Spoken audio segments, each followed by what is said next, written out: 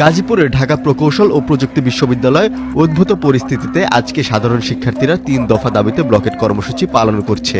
শিক্ষার্থীদের ৩ দফা দাবির মধ্যে রয়েছে শাহজালাল বিশ্ববিদ্যালয়ের অধ্যাপক মোহাম্মদ ইকবাল ডুয়েটের ভিসি হিসেবে নিয়োগ বাতিল, ডুয়েটের নিজস্ব শিক্ষককে ভিসি নিয়োগ এবং গতকালের 2 গ্রুপের সংঘর্ষে যারা জড়িত তাদের সবার বিচার করতে হবে।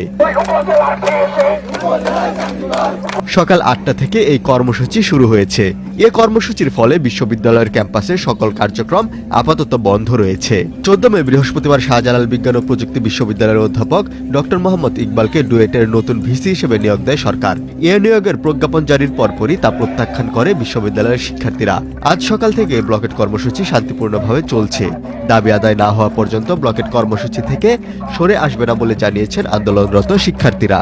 আজকেই মন্ত্রণালয়ের মাধ্যমে এটা সিদ্ধান্ত উপনীত হচ্ছে যাচ্ছে যে আমাদের যে নতুন নবনিযুক্ত ভিসি গতকালকে আমাদের সাথে সন্ত্রাসী হামলার নেতৃত্ব দিছে, যে মাফিয়াদের নিয়ে আসছিল, বহিরাগতদের নিয়ে আসছিল এবং তার দলের লোকদেরকে দিয়ে শোডাউন দিয়ে, রামদা দিয়ে, গুলি দিয়ে, বন্দুক দিয়ে আমাদের উপর হামলা ওই মঞ্চ তৈরি করছে, নাটক তৈরি করেছে, তাকে আজকে নিয়োগ বাতিল করতে হবে এবং মন্ত্রণালয় থেকে প্রজ্ঞাপন জারি করতে হবে। কালকের এত কিছুর পরে আমাদের কর্মসূচি আছে, সেই কর্মসূচিটা হচ্ছে ডুয়েট ব্লকের কর্মসূচি। আমরা সেই কর্মসূচির জন্য এখানে অবস্থান করছি। আমাদের দাবি ডুয়েট থেকে ভিসি দিতে হবে এবং এই নির্লজ্জ ভিসিকে, যে ভিসি তার বহিরাগত সন্ত্রাসী বাহিনী, পুলিশ বাহিনী নিয়ে ডুয়েট শিক্ষার্থীদের রক্তের উপর দিয়ে ক্যাম্পাসে প্রবেশ করতে চাই, সেই ভিসিকে আমরা কখনো মেনে নিব না। এ ব্যাপারে বিশ্ববিদ্যালয়ের registrar professor doctor Mohammad Taiyab জানিয়েছেন, উদ্ভূত পরিস্থিতি স্বাভাবিক করতে আলোচনা চালিয়ে যাচ্ছি। আশা করছি শিক্ষার্থীদের সাথে বসে সমস্যার সমাধান করতে পারব। ক্যাম্পাসের যে পরিস্থিতি, আসলে আমরা এটা তো খুবই অনাকাঙ্ক্ষিত। আমরা এটা চাই না যে ক্যাম্পাস এরকম অচল থাকুক।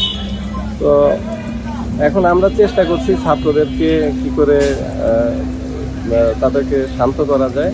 গতকাল রাত্রে ছাত্রদের সাথে, আইবি নেতৃবৃন্দর সাথে, শিক্ষকদের সঙ্গে নিয়ে আমরা বসেছিলাম এই বিষয়ে সমাধানে আসার জন্য। তো গতকালে যে মিটিংয়ে এটা পার্সিয়ালি সন্তোষজনক ছিল, তো পুরোপুরি সেটেলমেন্টে আসতে আমরা পারি নাই। তো আশা করছি যে আমরা, যেহেতু একটা মারামারির ঘটনা ঘটেছে, আশা করছি যে একটু সময় লাগবে আর কি।